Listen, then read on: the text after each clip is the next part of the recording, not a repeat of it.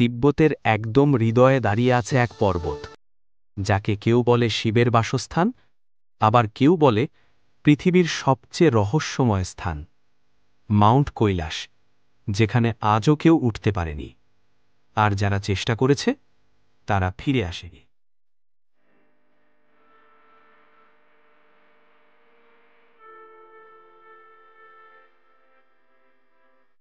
কৈলাস পর্বত হিমালয় পর্বত শ্রেণীর মধ্যে একটি গিরিশৃঙ্গ, যার উচ্চতা প্রায় ৬,৬৩৮ মিটার, ২১,৭৭৮ ফুট।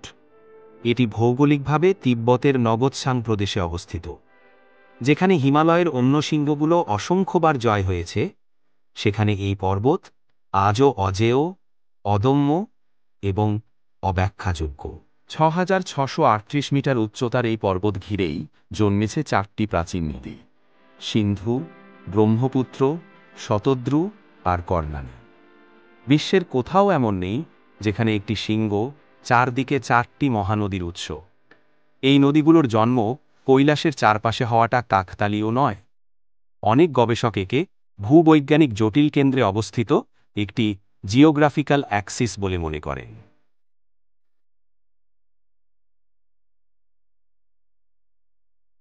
হিন্দু পুরাণে কৈলাসই হল শিবের ধ্যানস্থল, যেখানে তিনি মহাশক্তি নিয়ে অধিষ্ঠান করেন। জৈন মতে প্রথম তীর্থঙ্কর ঋষভদেব এখানেই মোক্ষ লাভ করেছিলেন।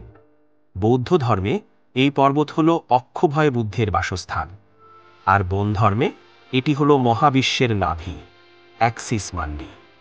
তাই ৪টি ভিন্ন ধর্ম, ভিন্ন বিশ্বাস, অথচ এক পর্বতকে চিহ্নিত করে একটি দিব্য কেন্দ্রে। এত ধর্ম, এত সংস্কৃতি, কেন এই একটি পর্বতকে ঘিরে?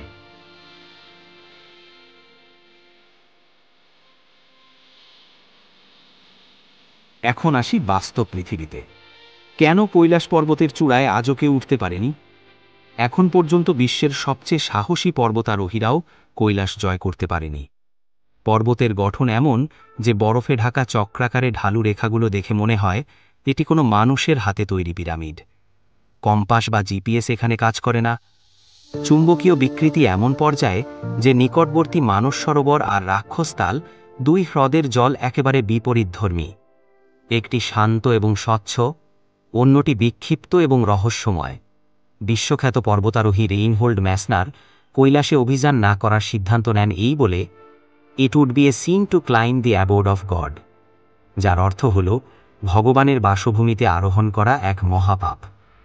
চীনা সরকার ২০০১ সালে পর্বতারোহণ নিষিদ্ধ করে, out of respect for religious belief. কিন্তু অনেকেই বলেন সরকারের অস্বাভাবিক বৈজ্ঞানিক সত্য গোপন করতে চায়। চীনা সরকার একাধিকবার কৈলাস জয় নিষিদ্ধ করেছে ধর্মীয় পবিত্রতা রক্ষার অজুহাতে।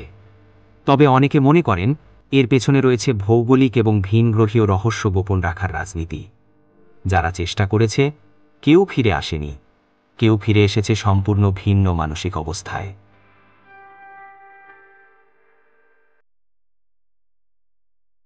তিব্বতের প্রাচীন দলিল কাংরিনবোকে বলছে এই পর্বতের চূড়া নাকি আকাশের সঙ্গে সংযুক্ত, এবং কেউ সেখানে গেলে সময়ে হারিয়ে যায়। ১৯৯৯ সালে এক রাশিয়ান গবেষক দল দাবি করে কৈলাসের নিচে কৃত্রিম টানেল ও গুহা আছে, যা কোনো সাধারণ প্রাকৃতিক গঠন নয়।